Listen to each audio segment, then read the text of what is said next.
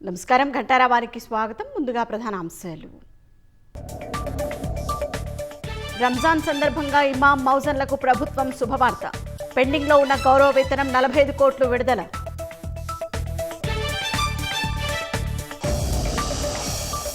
కోట్లు పెట్టి ప్రాజెక్టులు నిర్మిస్తే వైసీపీ గాలి కొదిలేసిందన్న నిమ్మల.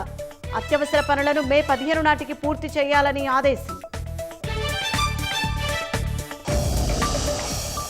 తెలంగాణలోని జగిత్యాల జిల్లా మాదాపూర్లో దారుణం. 4 నెలల గర్భిణిగా ఉన్న భార్యను కత్తితో పొడిచి చంపిన భర్త.